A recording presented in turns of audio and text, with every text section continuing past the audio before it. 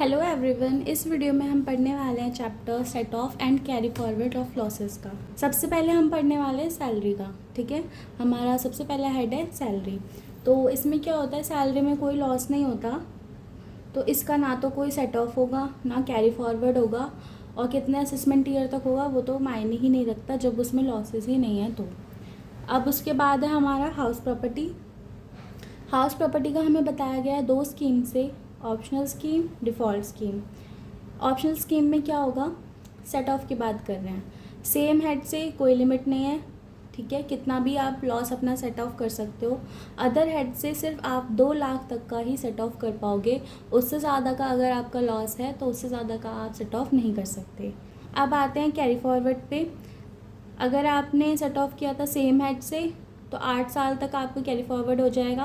अगर किसी और हेड से आपने सेट ऑफ किया था तो बाकी का आपका सेम हेड से ही आपको सेट ऑफ करना पड़ेगा। सेम हेड मतलब हाउस प्रॉपर्टी से ही आपको आगे का सेट ऑफ करना पड़ेगा।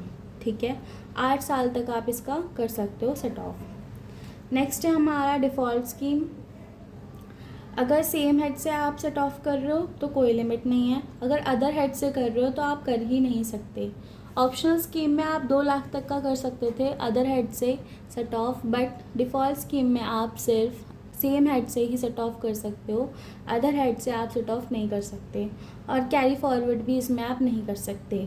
ऑप्शनल स्कीम में आप 8 साल तक कैरी फॉरवर्ड कर सकते थे अगर आपने सेम हेड से सेट ऑफ किया है, और अदर हेड से आप नेक्स्ट ईयर ही सिर्फ कैरी फॉरवर्ड कर सकते थे अगर आपने अदर हेड में सेट ऑफ किया था 2 लाख तक का। तो इसमें क्या है, आपने किसी भी हेड से सेट ऑफ किया हो आप कैरी फॉरवर्ड नहीं कर सकते। सेम हेड से तो कर ही सकते हो सेट ऑफ, लेकिन अदर हेड से आप सेट ऑफ नहीं कर सकते और कैरी फॉरवर्ड भी नहीं कर सकते। सिंपल क्या है कि आप सिर्फ सेम हेड से सेट ऑफ कर सकते हो, किसी अदर हेड से सेट ऑफ भी नहीं कर सकते, और कैरी फॉरवर्ड दोनों ही केसेस में नहीं कर सकते।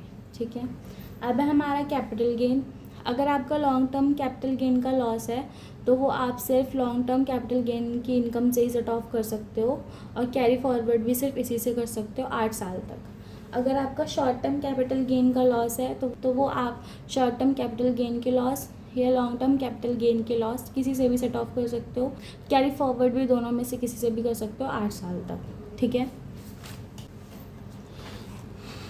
अब आ गया हमारा पीजीबीपी का। ठीक है, पीजीबीपी में 4 केसेस हैं। सबसे पहला है owning and maintaining of horse races. इसका अगर लॉस है तो आप इसी की इनकम से सेट ऑफ कर सकते हो, इसी की इनकम पे कैरी फॉरवर्ड कर सकते हो 4 साल तक। अगर आपका स्पेक्यूलेटिव बिजनेस का है लॉस तो वो आप इसी की इनकम से सेट ऑफ कर सकते हो, इसी पे कैरी फॉरवर्ड कर सकते हो 4 साल तक।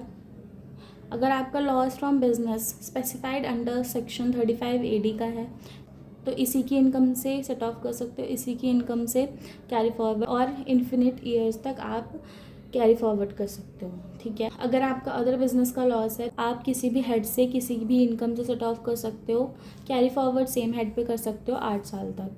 ठीक है, और अगर आपके अदर इनकम है तो कैजुअल इनकम ना सेट ऑफ हो सकती है ना कैरी फॉरवर्ड हो सकती है, और कितने भी साल तक कैरी फॉरवर्ड नहीं हो सकती।